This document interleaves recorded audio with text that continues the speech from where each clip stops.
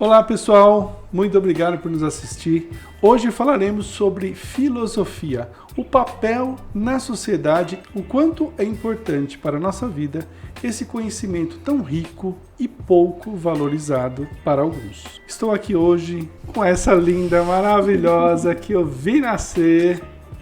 E hoje uma mulher, uma grande educadora, Beatriz Andrade. Nossa, que satisfação! Obrigada, tio. Meu tio? Nossa, meu Deus do céu. Não falei que você era minha sobrinha. É verdade, Luiz. Se você viu nascer. Quase uma Agora filha. fala, Né? é quase uma filha. Né? A primeira, né? A filhada preferida, a sobrinha preferida. Você tá falando. Eu tô falando, gente, é verdade. Tenho várias outras que eu amo. Tudo bem. Tudo bem? Tudo bem, você pode Toma amar água. vários outros, sem problema. Beatriz Andrade, você como educadora, filósofa. Nossa, que prazer falar isso, filósofa. Na busca. É? Na busca, não é na busca. Todos nós estamos na busca, né? O que te levou? A filosofia? A filosofia. Nossa, a filosofia foram várias crises, eu acho. Não foram nenhuma certezas que me trouxeram a filosofia. Foram todas as dúvidas que eu consegui consolidar durante a vida.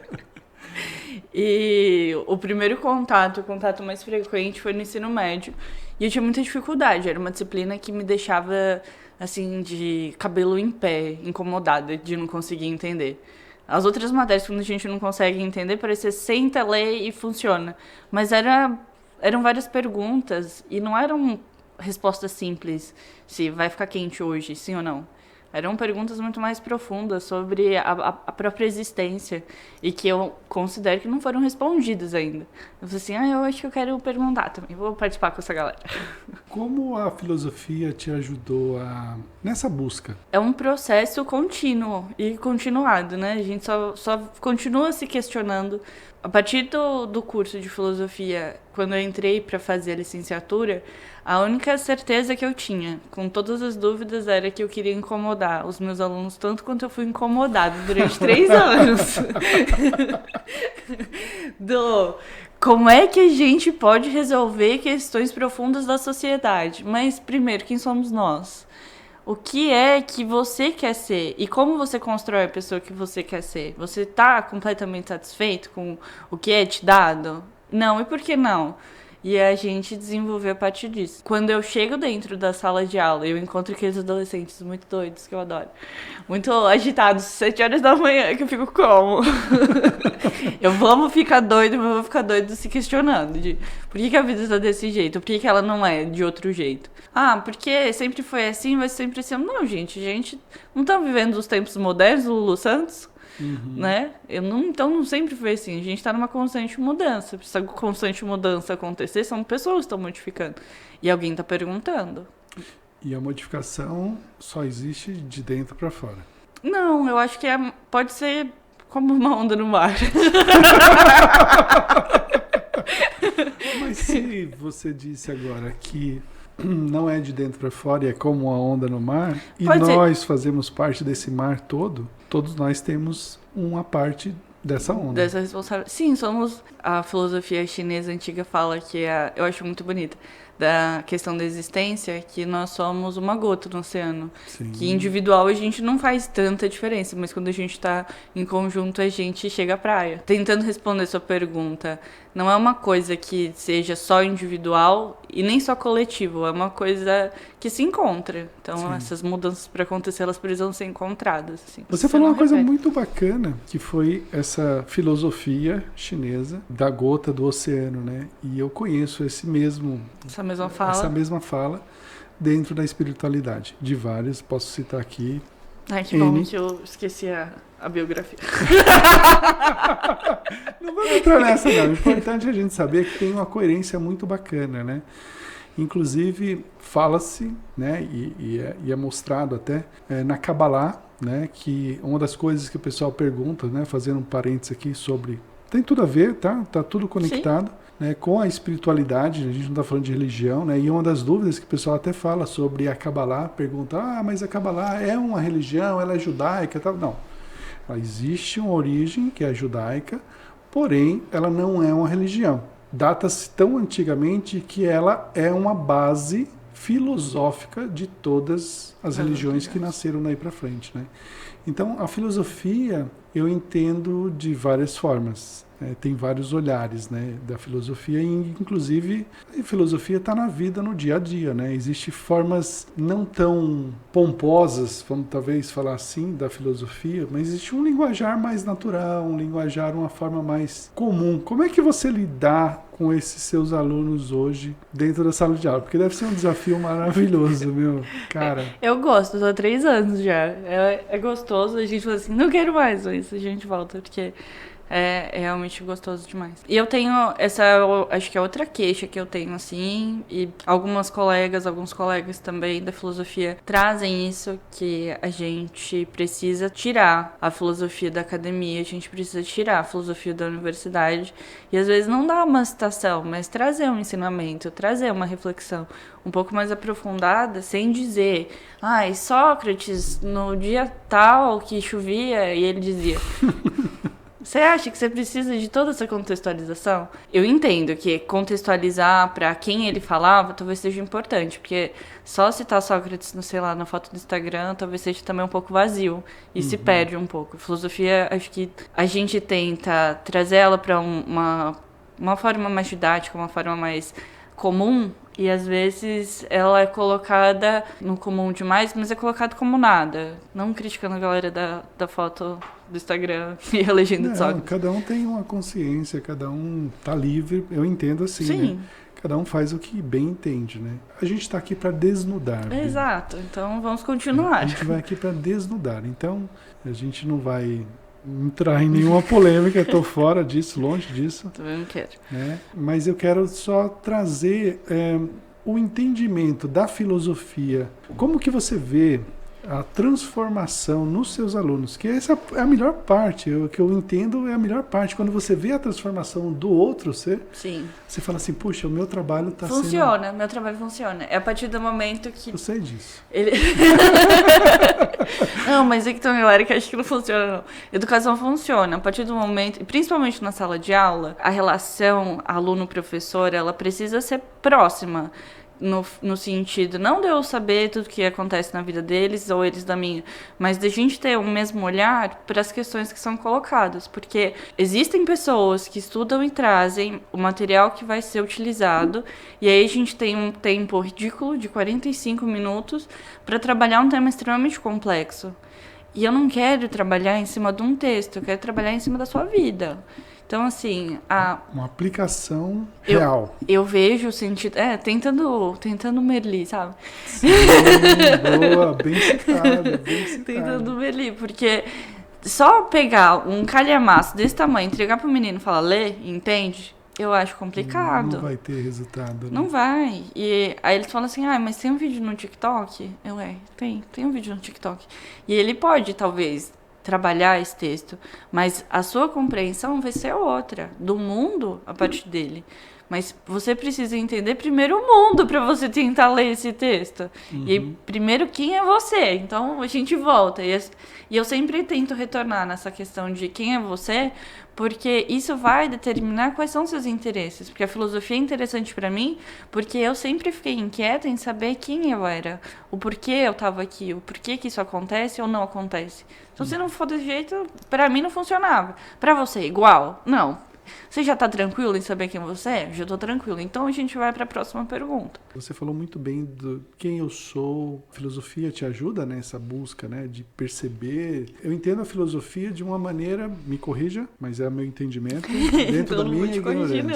Dentro da minha ignorância. A filosofia te dá uma capacidade de você falar por si, não pela opinião do outro, nem pela onda, nem pelo movimento. Não. Né? Você consegue através da filosofia, buscar esse conhecimento na raiz do seu ser. Sim. Né?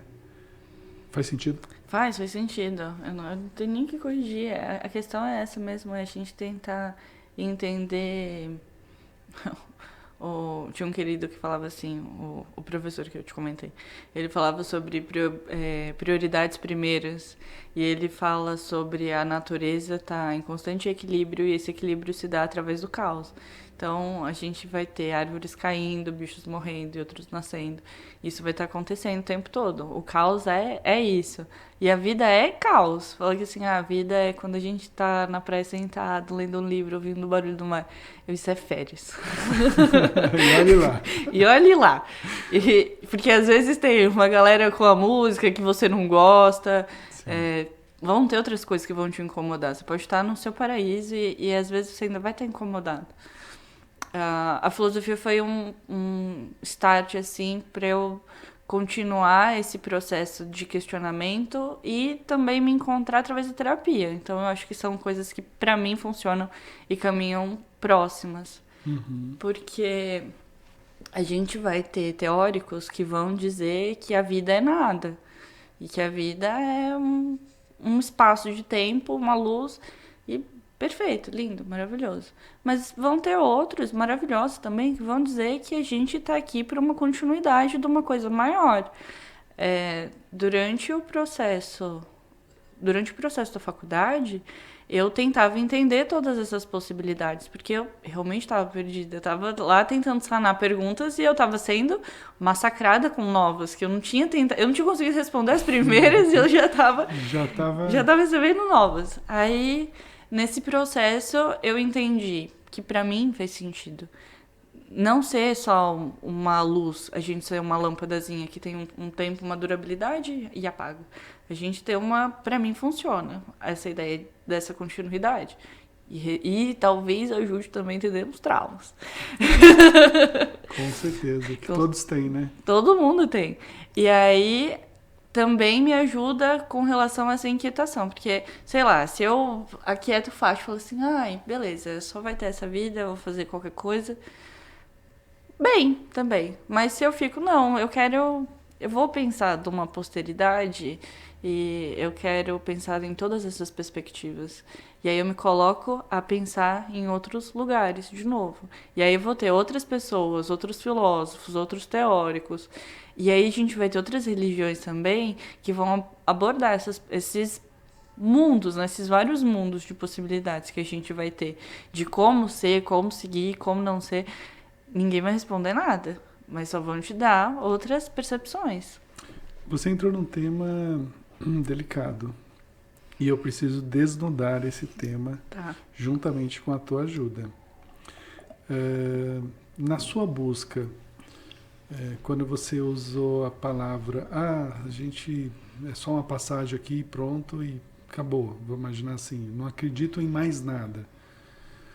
No que você acredita?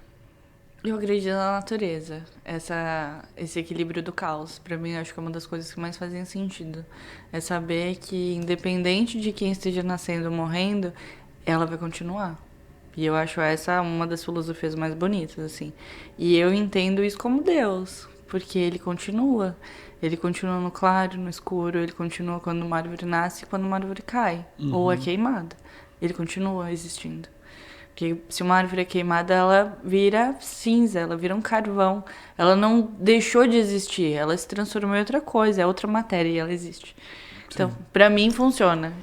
Essas coisas existem, Deus existe, a religião pode entender outras verdades de outras formas. Para mim, funciona desse jeito, acreditar assim, me dá paz e tranquilidade.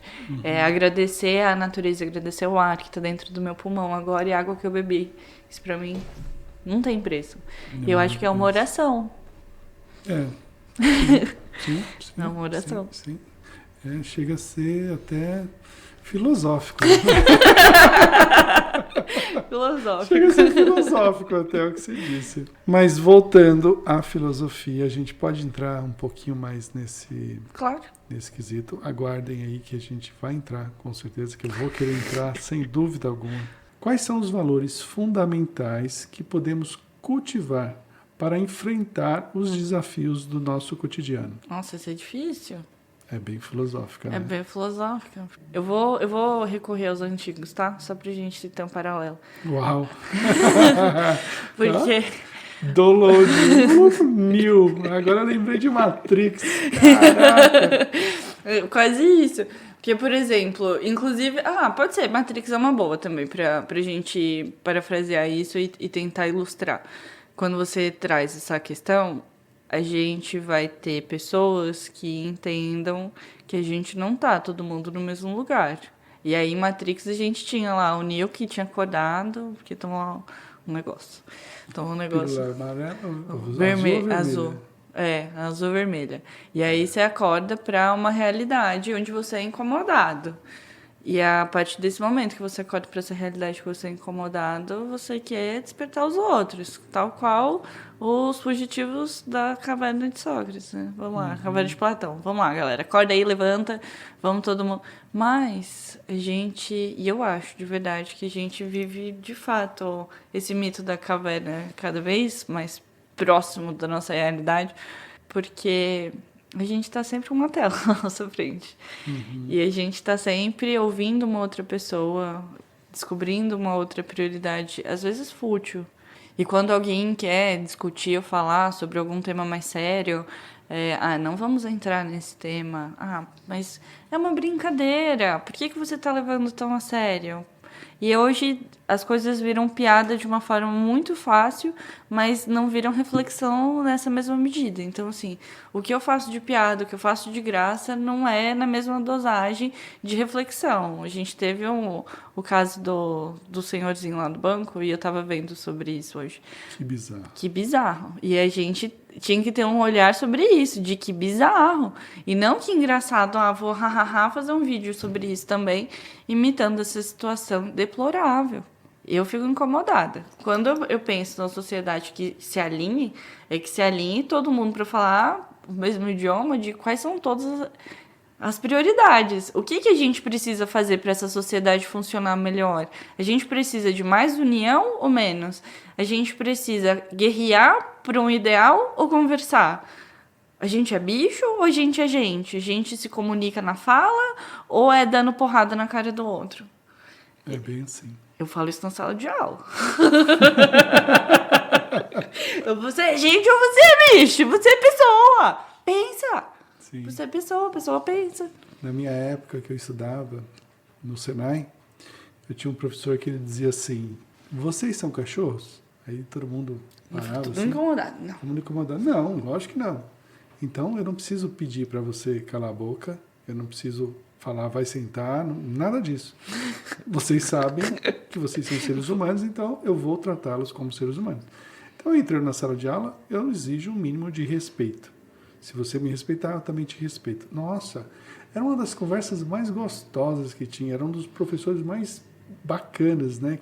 Vários Sim. queridos, assim, que você leva para a vida. Então... Tem umas que eu levo no churrasco até hoje.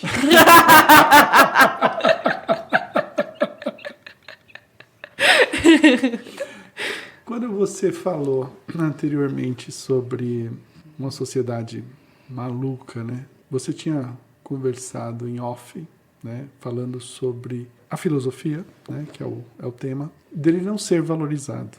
Sim. Principalmente na sala de aula, principalmente na educação, né? Como você vê isso hoje? Você já falou que os 45 minutos não é suficiente, eu acredito também que não seja. 45 minutos não dá pra gente aprender nada. 4 anos de faculdade também não. Não, eu entendo também que tem coisas que é pra vida. Sim. Né? Como que você vê esse descaso? Vamos falar do descaso? Podemos usar essa palavra? Sim.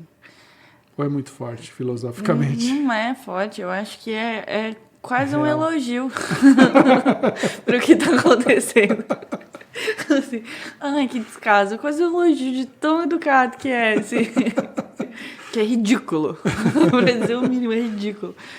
A partir do momento que a gente tira essas possibilidades de apresentar questões, outras sociedades, um pedaço da história, filosofia é o quê? Um recorte da história a partir do momento que a gente tem perguntas sobre ele.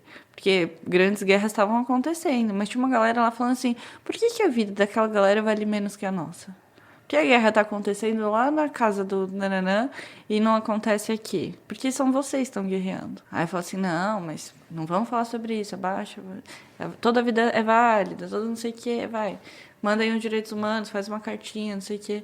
Mas é uma coisa que está sendo abafada, porque estão colocando vidas como prioridade, então... Diariamente. Diariamente. E a partir do momento que eu tiro a possibilidade do meu aluno de entender que estão escolhendo que a vida dele vale menos, eu falo assim, não, a sua vida vale muito, a sua vida vale muito para mim. Uma vez não, com frequência até, eu escuto essa fala e fico muito mexida. Eu já chorei na sala de aula, algumas vezes. Algumas vezes. Fique quieto. Professora, mas por que você acha tão importante que a gente aprenda isso? A gente não vai ser nada na vida. Uau! E aí dói, mas uma intimidade, assim, parece que eu fui cortada no meio daquele momento. Sim. E aí eu virei pra ele e falei assim, mas pra mim você é extremamente importante. E se alguém definiu que você não é importante, pois desassuma o que esse cara disse, o que essa pessoa falou, porque ela não sabe das suas qualidades, e eu sei. E eu acredito em você, eu confio. Vamos lá, vamos questionar a vida, vamos questionar a vida. Nossa, dói ouvir isso, hein? Não, agora imagina, de um menino assim, mais novo que agir, que vira e fala assim, eu não vou ser nada na vida, eu não vou ser ninguém. Tá bem, peraí, pra quem não sabe quem é Gi... É verdade, é a minha princesinha. Que idade... Giovana, 18 anos. Não, a idade do seu Os aluno. meus alunos, eles têm entre 15 e 17 anos. E os que repetiram já têm 18. O que acontece? Uhum. E a Giovana tem 18 anos, que é a filha do tio Miminho. Tio Miminho, o quê? Caraca! Você traz a família, é isso. Ferrou? A família é isso. Olha, eu vou te chamar pro churrasco, mano. Comendo carne. Que bacana, Bia, essa sua visão, porque eu entendo assim e levo isso pra minha vida, né? Se você disser que você é incapaz, você será incapaz. Se você pensar que você é capaz e que você pode transformar, mudar a sua vida, você irá transformar a sua vida. Sim. Eu entendo dessa forma. Eu entendo dessa forma também. Faz sentido? Faz sentido pra mim. Parece um pouco assim, é meritocracia, mas é uma questão de perspectiva também. Entendo todas as dificuldades que a gente vive e sobrevivi a isso, morando a 35 quilômetros da faculdade, a 28 quilômetros do meu trabalho, dormindo 4 horas por dia, e escolhendo entre almoçar com calma ou ler 2 textos e chorar no caminho para a faculdade, porque eu não li todos. E eu acho que essa é uma exigência muito grande, assim, de tudo que... porque é imposto que você tem que trabalhar tanto para ter uma quantidade de renda mínima, para ter uma qualidade... E aí eu fico, mas quem é que está colocando isso? Porque são vários preços que vão subindo. Mas é a inflação. Tá, mas alguém está ganhando.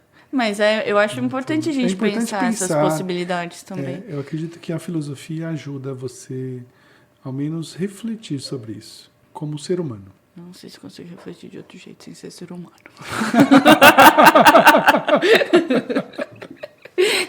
Como diz o professor, a gente não é cachorro. Não tem que pensar que nem gente.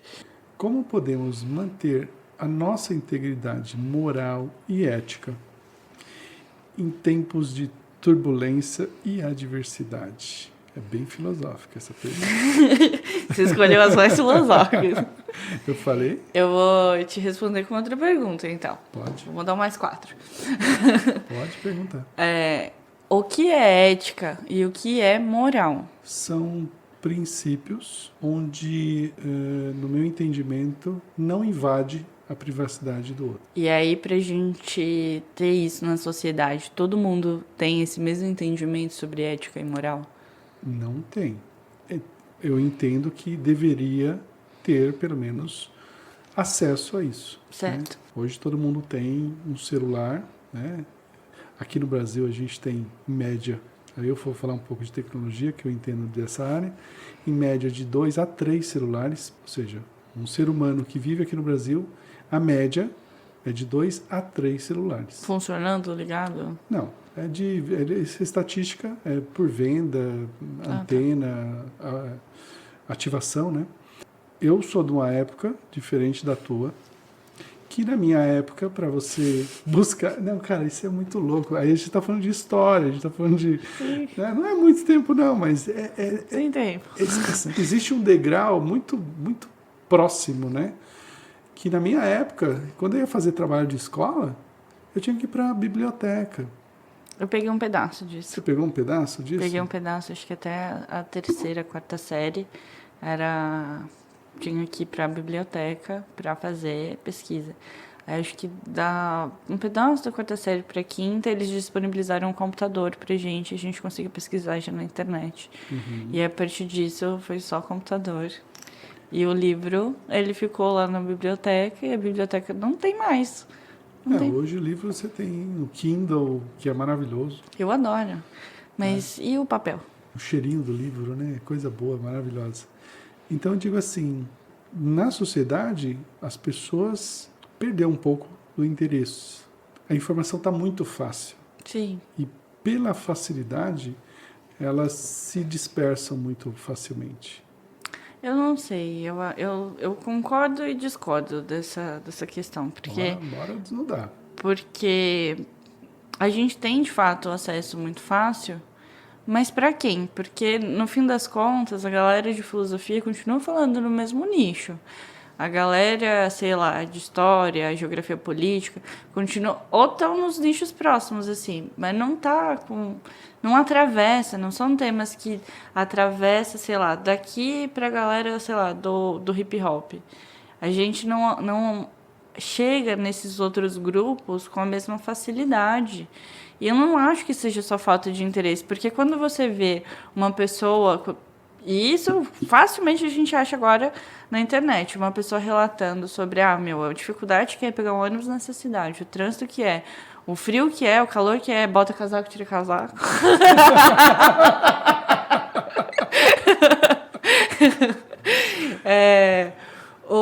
São várias dificuldadezinhas que são impostas e colocadas, e é uma dificuldade muito maior de ter um emprego próximo.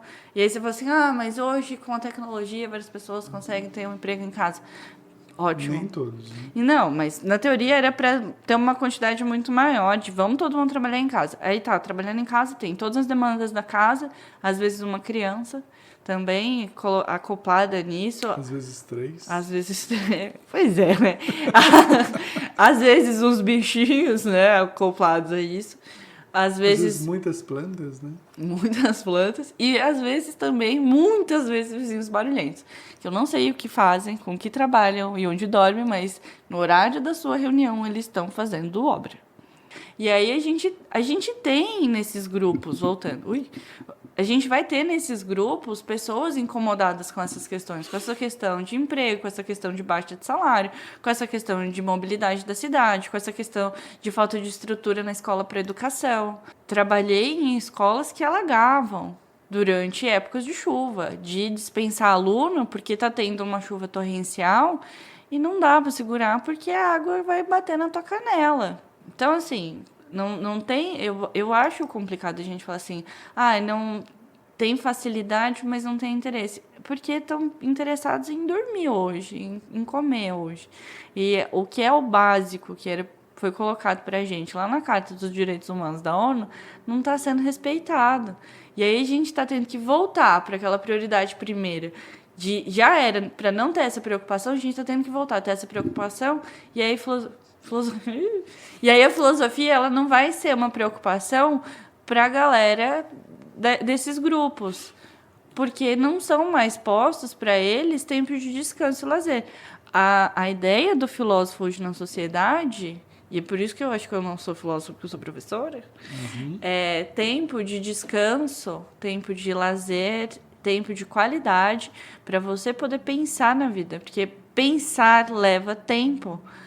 A máquina, ela não pensa, ela responde a programação que é botada a ela. Então, você cria um código e ela vai te responder de acordo disso, certo? Sim. Se tiver errado, você corrige aquele código e ela continua, certo? A pessoa não. A pessoa, ela precisa ter um tempo para assimilar o que está errado. A criança precisa ter um tempo para assimilar o que ela está errado.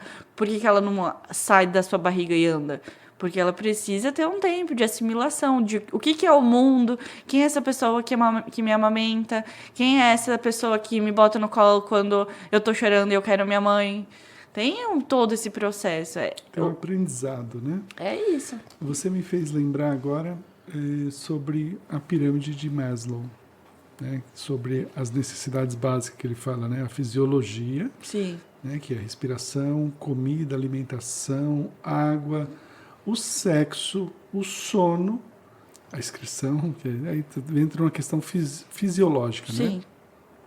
A segurança, que é o segundo passo, o amor, né?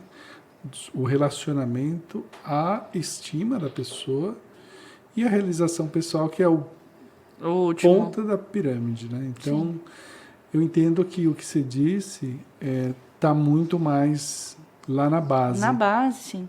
Na base. Tem uma questão muito primária. É uma base primária. Até chegar... E aí não chega. E não chega. Não chega. Porque você vai estar sempre nesse looping de resguardar e conseguir resolver todas essas questões primeiras da base. E elas não são resolvidas, elas continuam assim, beleza, a educação foi meia boca. Agora a gente vai ter um trabalho meia boca. Aí você consegue comprar a tua casa?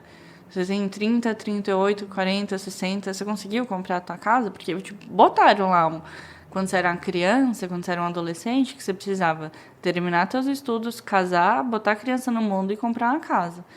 Você não conseguiu terminar seus estudos.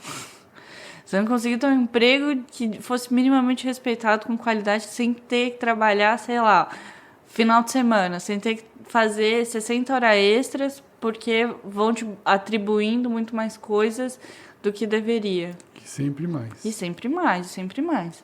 E, então, essa é a questão que mais me incomoda, quando fala assim, mas não estão pensando, tem facilidade para esse acesso à informação, mas não estão acessando. Eles não estão acessando porque o momento que eles têm, o celular acaba sendo lazer. Não criticando a falta de interesse à educação, ou talvez criticando, sim. O celular vai ser uma ferramenta de escape. Então, eu vou ver um vídeo de um humorista, eu vou ver uma chargezinha que fale de humor, eu não quero ler sobre política, eu não vou ler sobre educação porque eu não entendo, não vou ler sobre economia porque eu não sei, eu não quero saber se subiu ou desceu o preço do mercado. A única coisa do jornal que eu vou ver é o Climatempo para ver se eu levo um casaco para sair para trabalhar. E acabou. E é colocado isso até hoje, na escola é colocado isso, não de uma forma estrutural, onde só assim que você aprende, educa e tudo mais. Mas, por exemplo, a nova gestão, e entrando num tema polêmico, a nova gestão educacional aqui de São Paulo tirou os livros didáticos, e agora esses livros são virtuais. E aí a gente tem um problema muito grande, porque, de acordo com a estatística que você trouxe, vai ter uma média de 3 aparelhos celulares por pessoa, mas às vezes nenhuma tá com as pessoas que eu tô dando aula. Sim. Então, vai distanciando. Como é que eles vão se questionar sobre eles? Como? Muito difícil. É muito difícil, porque eu não consigo responder isso, eu só fico incomodada mesmo. Como é que a gente vai tentar lidar e falar assim, mas a galera não quer saber de nada. Mas tá, o que está sendo posto para eles? Eu entendo que, nesse caso, falta um pouco da visão, sim, gestacional, de vivenciar, né? De sentir na pele. Tá aí o convite, querido. Se quiser saber qual foi a escola que alaga, me liga que eu te falo. Eu tento ler bastante sobre. Primeiro tentar estudar mais sobre essa questão de poder. Porque poder, a primeira coisa que me vem como assimilação é força. E força não é delicadeza. E aí, quando eu vejo, por exemplo, estruturas que são gerenciadas, que são comandadas por mulheres, não são violência, mas estruturas que são comandadas por homens, às vezes são. E às vezes a violência é bruta, e às vezes é uma violência silenciada, onde você não vai ter poder de falar. E eu já experienciei isso, inclusive, de ter um lugar, de ter uma sala onde professores deixam homens falarem, inclusive na faculdade, deixam homens falarem, e quando nós, mulheres, levantávamos a mão, a gente não podia falar. Aquele momento era de silêncio, porque eu estava falando. E isso eu entendo como poder através de violência. Eu sei que é você que está falando, mas não é só você que tem que falar, porque isso aqui é uma relação de troca. Para mim, a sala é uma relação de troca. Mas voltando, poder, quando eu penso no masculino, o poder enquanto gerenciado por um homem, ou por homens, uma equipe, sei lá, ela é voltada a forças, assim, e não é uma crítica, mas desculpa, mas às vezes falta discernimento, falta um raciocínio maior, assim, de humanidade, de alcance. Talvez eu seja muito romântica, mas as estruturas sociais ligadas a mulheres pecam menos nesses aspectos. E aí tem todo um discurso relacionado com porque são mães e tem várias questões que são botadas ali, mas parece que peca menos, e essa questão dessa violência para esse poder ser alcançado e respeitado é menor. Mas a gente tem aí várias outras queridas demonstrando o contrário. Sim. Que poder é violência, e se você não me obedecer, você morre. No fim das contas, para mim, poder é força, violência e dor. E aí eu fico preocupada, assim, com essa questão de vou te dar poder. Meu Deus, isso para mim é sinônimo de violência. Eu não quero violência. É assim que você entende o poder. É assim que eu entendo. E isso é uma coisa que eu tento deixar muito claro nos primeiros dias de aula, para os meus alunos, por exemplo. E eu vou sempre voltar para a escola, porque é o meu mundo, como diz o Giovanna. Quando eu tô trazendo alguma questão a vocês, às vezes eu só preciso terminar meu raciocínio, porque eu me perco. Eu me perco muito fácil no meu raciocínio, porque eu tô aqui, blá, blá, blá. Mas a partir do momento que o meu raciocínio foi terminado, o momento de fala é nosso. Porque não é o meu poder de fala, é nosso poder de construção, de pensamento crítico. Poder, nesse caso, o teu poder, porque você ali está representando o poder. O poder, né? Vamos ali dizer eu assim. sou o Estado, por exemplo. Exato. Você traz para uma reflexão e comunicação em comum. Sim. Conjunta, você né? Divide o espaço para que não só você fale, mas que todos falam, e que haja uma conexão, primeiramente, e haja uma comunicação sadia. Isso. Não violenta. É difícil, sabia? É difícil. Em sala de aula? Eu acho que, num geral, assim, porque... Sabe quando você liga na TIM? Você liga na operadora? E você precisa que alguma coisa seja resolvida com calma. Judite? Alô, Judite? E aí a Judite não te ajuda. A Judite, ela vai te transfere. E teu juiz vai sendo comido nesse processo dessas 60 transferências. Aí na sala de aula, quando a questão da não violência é muito difícil, porque eu tô no meio, numa escola que não é uma escola de elite, não é uma escola particular, é uma escola pública, num lugar que não é a cereja do bolo da sociedade. Não é. E aí, como é que as pessoas ali se comunicam? Através de violência. Como é que eles se comunicam em casa? Provavelmente gritando uns com os outros, porque eles chegam gritando. E se eu não falar pra eles, não é pra gritar comigo, eles gritam. E às vezes, mesmo falando assim, não é pra gritar comigo, eles gritam. Eu tenho um querido que trabalhou comigo, e a estratégia dele era o contrário. Ele falando bem mais baixinho. E ele tava quase sussurrando, era quase um SMR a aula dele. De tão... Nossa, a Gia ia adorar. De tão silenciosa que era. E era a forma dele captar. Eu tentei isso, e não é o tempo todo que funciona, porque você tem que ficar mudando estratégia. Gritar funciona, porque você dá um... muito doido, assim. E aí, eles assustam, porque você tava falando baixo, você tava centrada, o que aconteceu que você tá desequilibrada? Aí Surtou, param. né? Surtou, olha lá, a professora tá doida. Aí eles falam assim, professora tá brava. Professora tá brava, escuta. E aí você tem, sei lá, 2 segundos de atenção. Mas aí volta para aquele caos. O problema desse caos é quando a gente tá desencontrado. A ideia, na verdade, é que o caos esteja acontecendo, porque, como eu disse no princípio, é isso a vida. Mas a ideia da sala de aula, para mim, é que a gente esteja todos em conexão com esse mesmo caos. Porque é 45 minutos que eu tenho para fazer essa ordem acontecer, ou a desordem acontecer. Beatriz, dentro da sua abordagem, dentro de sala de aula com seus alunos, você utiliza a arte mídia no geral? Eu utilizo. Eu gosto bastante de indicar séries para eles. Você falou anteriormente aqui sobre Merli. Foi. Vamos falar de Merli? Vamos falar de Merli. Maravilhoso. É delicinha, não é? Cara, que delícia. Eu assisti sem parar. Ele não incomoda? Não, ele incomoda, ele te põe para pensar, né? Ele te coloca para pensar. Eu entendo que a maneira dele abordar a filosofia, ela é prazerosa, ela é altamente, assim, aplicável. Sim. Né? É o processo maiêutico de se questionar as coisas. E ele está trabalhando numa teoria filosófica para a educação, mas ele não tá falando assim, peguei o fulano de tal, no parágrafo tal, e lilili, lalala. Não, porque não precisa. Filosofia é prática também. Prática. Filosofia não é só teoria. Que é como se fossem vários manuais.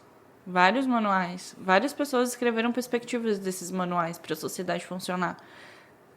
Mas se ninguém ler e botar em prática, se a gente ficar só discutindo a teoria, vou mexer nesse microfone mais pra cá, não, põe mais pra cá, não, põe mais pra cá. E ninguém vai e mexe. A gente só fica falando, e se tivesse mais à direita, mais à esquerda, no centro. Tá. De uma maneira prática, na filosofia. Agora, pra você me dar uma aula aqui de filosofia, vai. Valendo. Valendo agora uma aula de filosofia prática? Quem é você? Isso me pergunta a vida inteira. Mas, falando sério, uma questão pra gente praticar a filosofia, pensar sobre as nossas próprias perspectivas. Não dizer exatamente quem é você, mas pensar em todas as pessoas que você foi, em todos os seus momentos. Pode ser uma questão filosófica sobre o seu processo. Sim. O processo de autodesenvolvimento, de autoconhecimento é bem isso. Eu entendo dessa forma, porque ele é tão profundo e ele é tão intenso, né, que tem horas que eu me pergunto quem eu sou. Quem eu sou. E eu faço essa pergunta para o universo. E é uma das perguntas mais fortes que tem a serem feitas. E você tem que ter coragem para poder fazê-la, né? Não é simples, as respostas às vezes não são as que você gostaria, né? Porque Sim. Tem um ditado que diz assim, tô na merda, mas tô quentinho, né? E quando você se pergunta quem eu sou, mas pergunta assim, lá do fundo da alma, as respostas são, às vezes, cruéis. Sim. E é uma desconstrução o tempo todo. Mas também vem uma paz, um alívio, uma tranquilidade que não tem tamanho. Você me trouxe agora isso e eu encontrei um pensamento aqui sobre esse processo desse incômodo filosófico, sobre esse incômodo e essas perguntas serem tão latentes para mim. Toda vez que eu penso em filosofia, a primeira coisa que eu preciso, eu tento responder sou eu, porque é isso. Eu estou disposto, de fato, a saber o que é, quem eu sou, porque para eu querer mudar alguma coisa, para eu tentar fazer algo diferente, para ter uma perspectiva nova, eu preciso saber quais são as antigas. E é por isso que eu brinco tanto sobre filosofia, é primeiro saber quem você é. Porque é o que as outras pessoas falaram sobre os momentos que elas estavam vivendo, a época que elas estavam vivendo. O Merli é uma possibilidade de um professor de filosofia que não é nada dentro do parâmetro, com certeza não entrega a documentação da coordenadora no período correto, mas a aula dele funciona. Por quê? Porque ele está ali incomodando as pessoas. E ele está incomodando aqueles alunos dele, não necessariamente falando sobre um livro específico, uma teoria. Ele está falando sobre um fragmento que traz uma reflexão que mexe com a gente, porque é individual. Maravilhoso isso, maravilhoso. Eu estou lendo um livro de Sêneca. Bom, É. eu gosto demais. Nossa, é maravilhoso. Não é fofinho, assim. Maravilhoso. Eu vou colocar aqui para vocês verem. E... Eu tô lendo Vygotsky. Nossa, profundo, hein? E Sêneca, ele fala sobre muitas reflexões, né? De quem eu sou, de o que é felicidade para você, né? Sim. E aí eu vou te fazer essa pergunta. O que é felicidade para você? O que é ser feliz para você? Ai, me veio a música do Seu Jorge. Opa! Felicidade é viver na sua companhia. Eu hoje me considero uma pessoa feliz. A forma como eu tenho vivido a minha vida, como eu tenho me relacionado com a minha família, como eu tenho me relacionado com meu marido, como eu tenho me relacionado com os meus bichos, as minhas plantas, com os meus alunos. Não vou dizer que é sempre, todo dia incrível e maravilhoso, mas é uma constância de harmonia, e essa constância de harmonia para mim é felicidade. Mas assim, não reclamaria em ganhar 1 milhão. Não, mas aí... Mas a felicidade... Por mês, né? Por mês, no mínimo. Tá, mas é uma questão de um equilíbrio mental, de uma ordem mental, de... e não que aconteça todo dia e sempre... ninguém é relógio, né, que funciona. Não dá, mas de ter uma frequência, tá ritmado aquilo, que nem tal qual uma música, né? É ritmado, por isso é bom, é isso. A felicidade pra mim é ter, sei lá, um café fresquinho, é ter uma conversa agradável, que nem a gente tá tendo agora, é ter um momento de descanso, poder chegar em casa, sentar e ler um livro, tomar um chá, botar uma série gostosinha. Tô vendo umas séries que não são maravilhosas, mas botar um The Good Place, assim, que fica repetindo e martelando de novo nesse processo. Né? Você começou a ver? Sim, é martelação total. Não é? Mas é muito bom, faz refletir. E pra você, o que é felicidade? Felicidade é encontrar a paz interior. É bem parecido com o que você falou, só que você usou termos, para mim, sempre do externo. Sim. Eu digo que a felicidade ela é interna. Sim. É comigo mesmo, né? Faz sentido o que você falou, total, eu entendi. Mas assim, primeiro eu olho, eu estou feliz comigo? Estou feliz porque eu sou careca? Eu me olho porque eu estou ficando careca, né? Você tá? Não tinha percebido. Não percebeu? Não. Caramba, Bia. Obrigado, viu?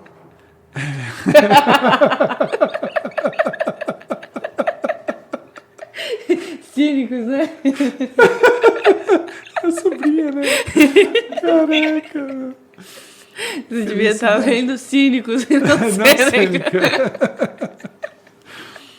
Felicidade é encontrar a paz interior e estar em harmonia com tudo e com todos. Claro, como você disse, há momentos que você vê uma pessoa rosnando e assim, aquilo não vai te incomodar. Sim. Você vai ver alguém que não está num bom dia ou não sabe dar nem um bom dia, né? Existe muito isso, né? E isso não te incomodar mais. E a única coisa que eu faço, assim, bom, se me incomodou também, eu tenho que olhar para dentro de mim e falar assim, o que aquilo me despertou, né? Eu entendo que nós somos como um espelho, né? Existe dentro da filosofia budista, eles falam, né, muito que você deve se imaginar dentro de uma sala repleta de espelhos. Ou seja, tudo que você sentir através do outro é que refletiu dentro de você. Como é que você entende a violência se você não, em algum momento, foi violento? Como é que você entende o que é a raiva, enfim, o medo, né? São vários sentimentos que nós temos, né? Alguns primários, que a outra pessoa aciona. Então, se a outra pessoa está acionando esse gatilho que você tem dentro de você, você acaba entendendo que isso também é seu. Sim. Então, a gente usa uma expressão que é assim, pegou, bateu, pega, que é seu. Né? Já falou isso pra mim. É? Você já falou isso Já pra falei mim? em algum momento. Nossa. É um momento de reflexão, Então, você encontrar essa paz, né, não estou dizendo que a gente não tem medo, não estou dizendo que a gente não... Né, mas você se olha diferente, você se observa diferente. E aí é onde eu entendo que é a transformação. De dentro para fora. E eu entendo que isso também é uma energia, e eu gravei isso aqui com a Karen, foi maravilhosa. Se vocês não assistiram, assistam. Tá muito bom. É neurocientista maravilhosa. E ela fala justamente isso, que a energia da outra pessoa, ela acaba entrando numa frequência. Então, eu vejo e eu falo assim abertamente, eu vejo uma doença social de vários níveis. Né? Infelizmente, a gente não dá para colocar na água uma cura, né? Mas tem que ter um toque de uma consciência. Né? Se a gente for olhar até filosoficamente a ideia da bomba atômica, dos dois irmãos, eles tinham a ideia, olha que loucura isso, você conhece a história, não? A história da bomba... Não, no dia de eu ver Oppenheimer eu assisti Barbie. A história, ele dizia que os dois irmãos, eles falavam assim, poxa, a humanidade está maluca, nós vamos criar uma bomba que vai fazer um estrondo tão gigante e todos vão pensar que é Deus e vão refletir. Claro, caiu em mãos erradas. Sim. E aí, daí para frente... Foi só para trás. Foi só para trás, né? Infelizmente, a gente tem que haver um despertar, né? E é muito louco, né? Porque eu estou estudando muito esse despertar, e você falou um pouco em uma das falas sobre o masculino e o feminino, né? É muito louco, porque o homem, ele tem uma dificuldade de falar sobre o sentimento, né? De falar o que ele sente para um outro homem, e às vezes até para uma mulher, né? Dentro de um grupo terapêutico, né, ao qual eu pertenço, e de estudo e de amizades e tal, 95% é do sexo feminino. Aí é polêmico, né? Se a gente olhar dados e estatísticas, os homens, por ele não ter um espaço confiável, ele simplesmente explode. É uma panela de pressão que ele vive no mundo e explode. E essa explosão, hoje, na nossa sociedade, a gente está vendo um número de homens 4 vezes maiores se suicidando. Então, é preocupante.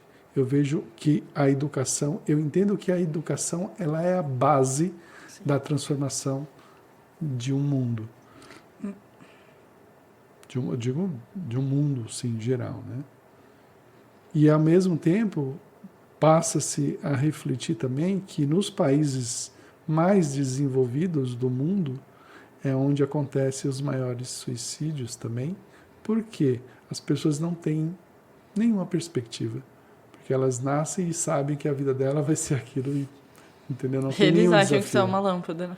Exatamente. É muito louco achar esse equilíbrio, né?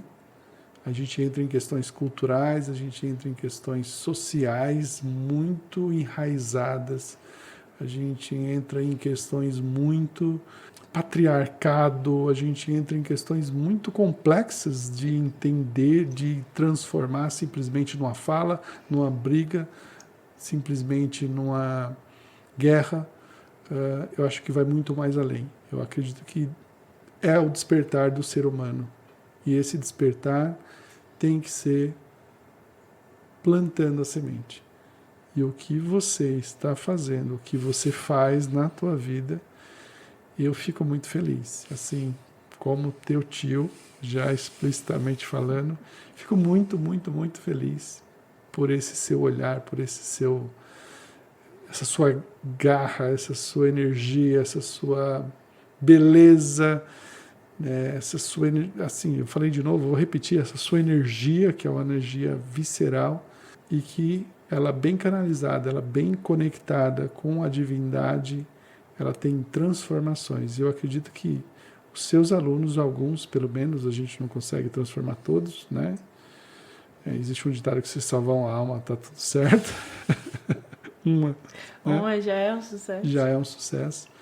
Então, eu acredito que a gente tem essa capacidade de não transformar o outro, mas plantar a semente para o outro, né? Falar assim, olha, tá aqui. Aqui, se você plantar uma árvore, ela vai nascer pequenininha. Você precisa pôr terra, você precisa pôr a semente, dar amor, dar carinho, falar com ela, como a tua avó falava muito. Sim. Né?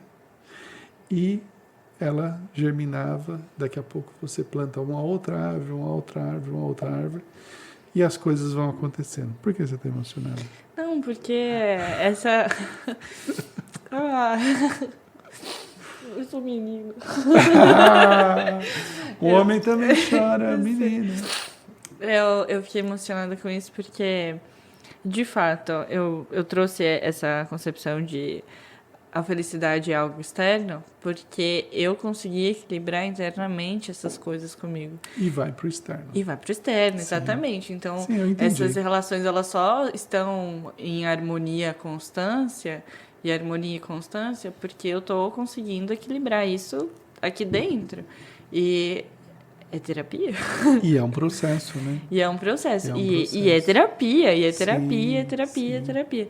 E é refletir em cima da terapia, refletir sobre a filosofia, refletir sobre possibilidades de educação, refletir e conversar com as minhas plantas também. Sim. Ter esse momento de conexão com a natureza. Falar nisso, aquelas plantas que eu te dei estão vingando. Tão lindas, tão Imagina, lindas. eu dei com amor. Eu não sei uma coisa mais linda. Você precisa visitar a gente. Eu vou. Você fez o bolo? Ah, então eu vou lá. E quando você traz a nossa ancestralidade, tua mãe e minha avó, que era a conexão com a natureza, Sim. que era a espiritualidade, era a conexão com o divino. Sim. E é uma coisa que eu trago para mim, de ter planta na minha casa, de ter essa conexão com esse divino, de ter essa conexão com a natureza, de ter essa paz, de ter essa felicidade, que é maravilhoso. Eu desço do meu quarto, o Matheus está fazendo meu café às 5 da manhã, e eu olho e a primeira coisa que eu vejo são as minhas plantas ali, lindas, verdinhas.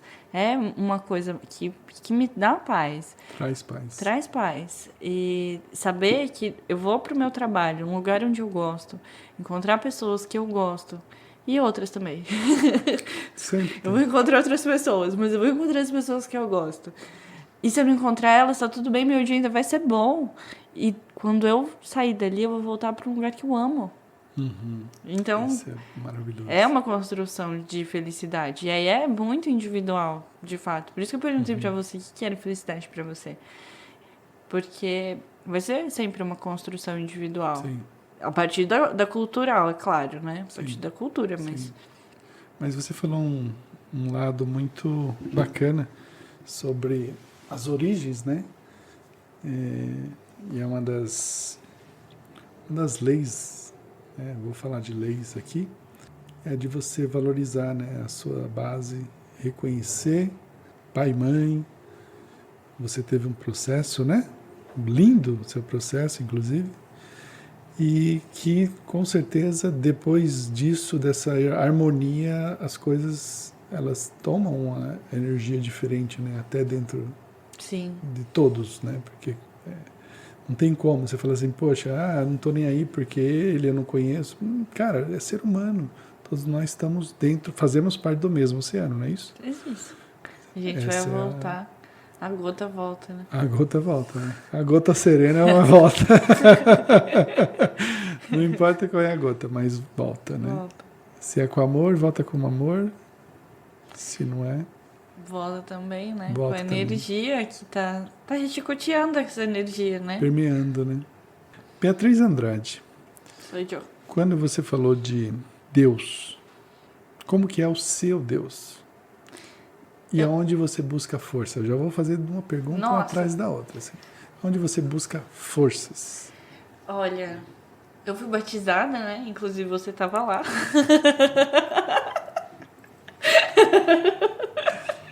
Ele é meu padrinho de batismo. E hoje eu tive um processo de retorno para dentro da Igreja Católica e fiquei durante alguns anos até encontrar o Mateus e fui embora. Mentira, Dona Maria. Só que a forma como aquele Deus era apresentado, aquele homenzinho branco, da roupinha branca, né? O senhorzinho do barbão, do cabelão, um hippie. Um hippie? Um hippie, não era? Só que no Velho Testamento era um hippie muito perverso, que assim, não gosto de você, vai morrer, seu filho não vai nascer, vou pegar teu filho, vou não sei o que. Pra mim não funcionava, gente. Porque em casa, o que eu ouvi de vocês todos? Que Deus é amor. E aí quando eu chegava lá, chocava. Mas não era amor? Que amor é esse? Amor não bate, amor não machuca, amor não... Se dói, pra mim, não é amor. Isso aí foi uma das formas que eu também desenvolvi depois. Pra vida de, se essa relação me dói, me custa muito mais do que me alegra... Não é amor pra mim, então eu não quero essa relação. Obrigada, toma de volta. Né? Toma isso aí que é teu. Uhum. E aí, essas possibilidades, assim, porque vão virando possibilidades. Então, Deus pra mim não vai ser isso. Vai ser alguma coisa. Aí, Deus é sua imagem e semelhança. Mas precisa ser a física, porque pode ser meu coração. Meu coração é grande, assim. Meu coração é... maluco, né, meio doido. É do jeito que é. Mas né? é do jeito que é. E eu me amo assim. Né? Eu me amo assim, eu gosto de vir do jeito que eu sou. Que nem... Eu também te amo assim. Eu te amo assim também. E aí essa construção pra mim fazia muito mais sentido, assim. Uma coisa que me pega e vira mexe, eu me questiono. E com frequência a gente volta para a Igreja Católica. Com frequência mesmo, assim, de domingo tá lá ouvindo o sermão do padre, ouvindo a Sagrada Missa, porque uma coisa que me pega, assim, me tira do sono é a conexão que a gente tem dentro dos templos sagrados. Como é belíssimo e forte, porque é uma energia, assim, que não, parece que dá para pintar, tem uma cor ali que tá pairando, porque tá todo mundo alinhado naquele pensamento. Seja no discurso que esteja o padre dizendo, seja no fragmento que esteja sendo lido, seja na música, em outras religiões também que já frequentei, todas aquelas pessoas estão ali em plena conexão. Para mim é isso. Quando eu falei 60 vezes das pessoas estarem em conexão com seus pensamentos, para mim é isso. Quando você entra num solo sagrado, todas aquelas pessoas estão com esse pensamento alinhado. Você cria uma egrégora. Uma egrégora. Mas o meu Deus, eu ainda creio que seja toda a energia da natureza. A minha gatinha de manhã que acorda e mia para me dar bom dia. Pra pedir comida. Pra pedir comida e que mia porque ela sabe que eu tô indo embora e sobe correndo porque ela fica triste quando a gente sai pra ir trabalhar. Eu é Deus, isso é o amor do Divino Espírito Santo. Deus tá em tudo. Deus tá em tudo. Chegar na escola e ter as plantinhas cheias de florzinha, pra mim isso são esses momentos. Emanações divinas. São emanações divinas. E aí eu não consigo identificar e dizer assim, foi uma pessoa que parece um hippie, que parece assim, que parece assado, que é não sei o quê, que vai lá e desenha, né, faz um design gráfico e bota na nuvem pra galera olhar e falar assim, Deus, não. É uma coisa que ela existe, ela está, ela... Eu vou fazer uma provocação aqui Por agora. favor. Pra todo mundo. Tá. Ouviu, né? Você também, cara. Você consegue separar o Deus do homem? Acho que com muito custo consigo separar. Eu digo porque eu vejo na tua fala, quando você disse, fala que Deus isso, não sei o que, né? Eu escuto, mas esse não é o Deus? Não foi isso que você falou? Foi. Pra mim, né? Sim. Sim. Para mim também, em alguns momentos, Não e é até esse, hoje... né? Não. Eu entendo hoje, eu entendo que não. Mas é difícil você separar o que é divino e o que é Humano. do homem, eu vou dizer do homem, Sim. tá? Não vou falar que eu amo todas as religiões, sou adepto a todas, amo o judaísmo, amo o catolicismo, até segunda Certo página, ponto, sim. né? Amo até Enfim. onde eu discordo. Não é até onde eu discordo, é até onde invade. Sim. Invadiu, opa, é assim, eu entendo muito que é energia. A gente falou de energia aqui, eu entendo muito que é energia. Se aquilo te incomoda de alguma forma, vamos refletir, vamos meditar, vamos conversar com Deus. E Deus, eu entendo que ele é muito ensinado como um ser que está lá em cima chicoteando ou jogando flores para todo mundo, ou é um ou é outro. É. Né? É algo muito É externo. uma cartela do bingo, né? Exatamente, você não sabe o que vai ser sorteado. Mas eu entendo que Deus, ele nunca está fora, ele está aqui. Tá aqui dentro. Está aqui.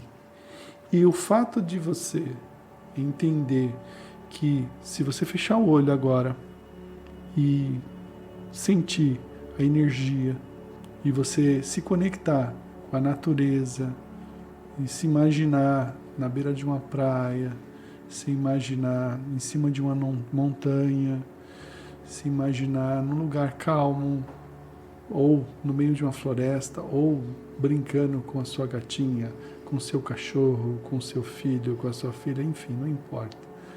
Um momento de paz, de tranquilidade, de harmonia, Deus está presente. E é esse Deus que eu acredito. É esse Deus. Não é aquele que eu ouvia, né? Porque quando eu tinha 9 anos eu fugi da primeira comunhão, você sabe disso? Não. Não? Ah, não, pode ter que não contou, por favor. Acho que eu já contei em algum canto isso aí. Eu com 9 anos eu fugi da primeira comunhão. Sério? Porque eu fui conversar com um padre e ele me disse assim, eu fiz uma pergunta para ele, eu não vou dizer agora. Era uma pergunta sobre a religião, sobre Deus. E ele olhou para mim e falou assim, você não tem capacidade de entendimento e eu nem sei te responder. E se eu soubesse, eu não iria te responder. Eu olhei para ele e falei assim, olha que desaforado. Lógico, né? Tem a rebeldia, hoje eu reconheço uma questão rebeldia, né? E quem não é rebelde em algum certo momento da vida, né?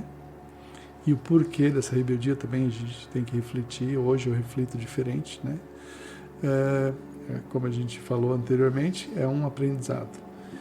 E eu falei, não faz sentido. Esse Deus aí, esse representante de Deus aqui, falar comigo dessa forma. Cara, eu já questionava. O seu gerente foi muito petulante. Eu quero falar com o dono, não vou falar com o gerente. Exatamente. E olha que eu vou te falar uma coisa. Eu vou te dizer uma coisa agora para você pensar mais ainda. Tá? Eu tenho um caos também. Termina. Não, vamos fazer vários caos agora. E até, batendo no microfone. Se você pode falar com Deus diretamente, tá? Eu vou falar uma coisa dúbia aqui e vou te contar uma historinha.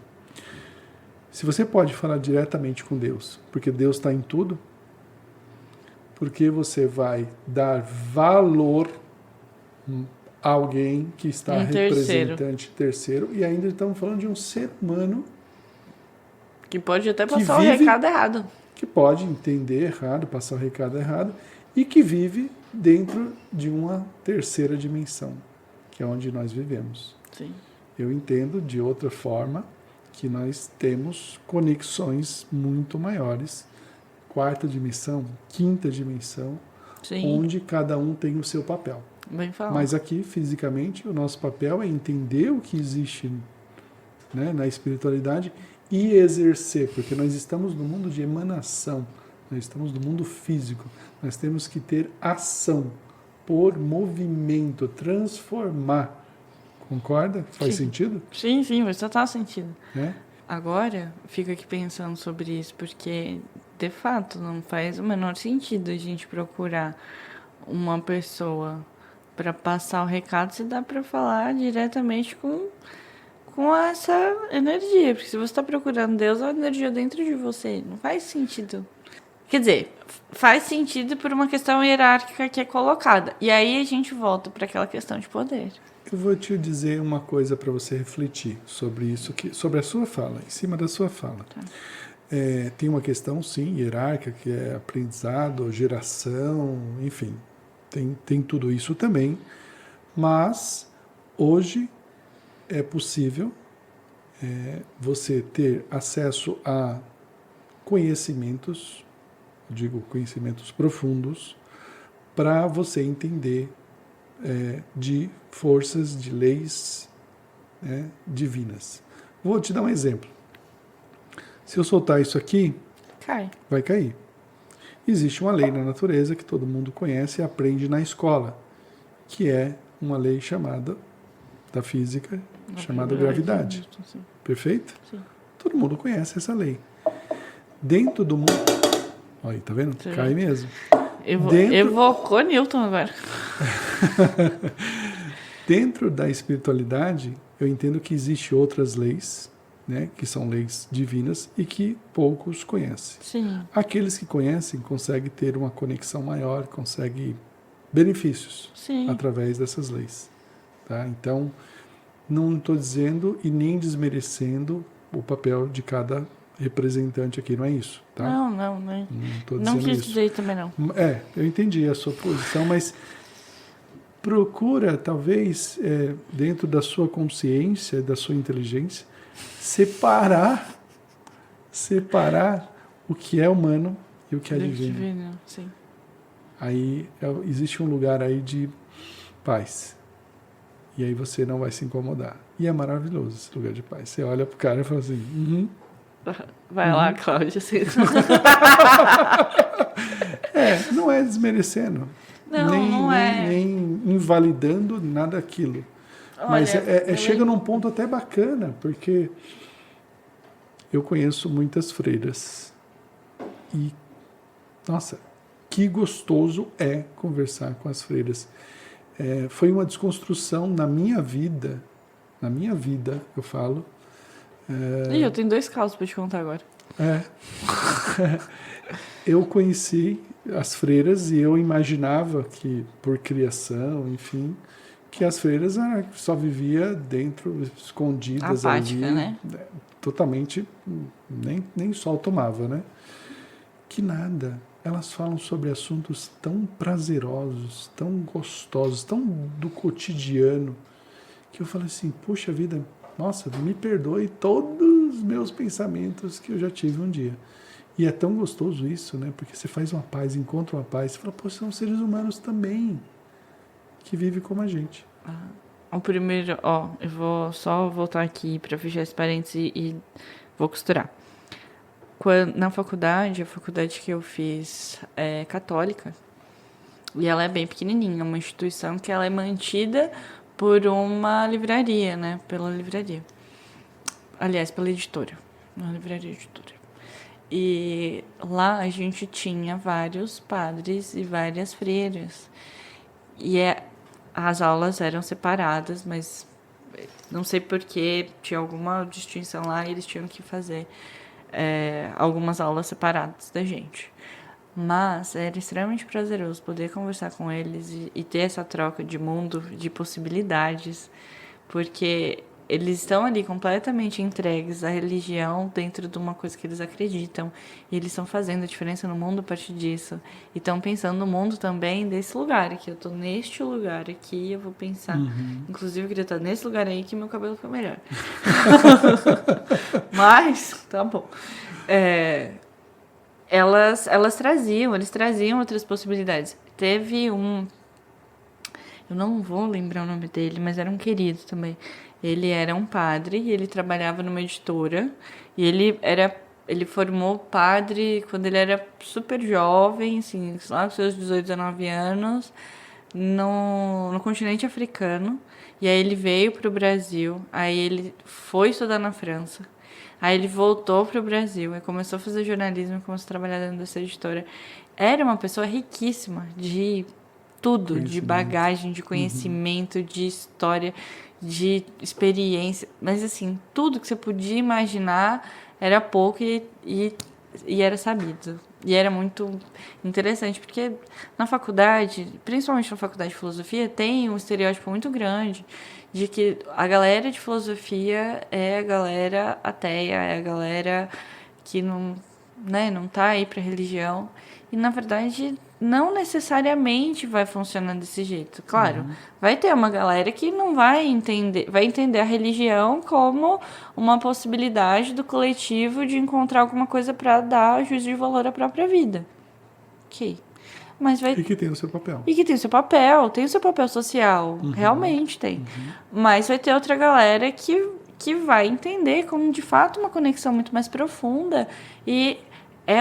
eu acho que é uma porta que abre para esse autoconhecimento que você está falando, sobre esse lugar onde você tem essa paz e busca esse equilíbrio. Da consciência. Né? Exato. Então, é uma energia que precisa saber se trabalhar. Não é simplesmente toma, vai, vive e joga. Não, tem todas as questões relacionadas.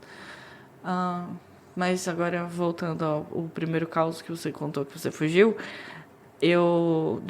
Fugir? Sim. Sim, da primeira comunhão. Da primeira comunhão. Quando eu estava fazendo a catequese, por muito tempo, eu frequentei o Cefa com a mamãe.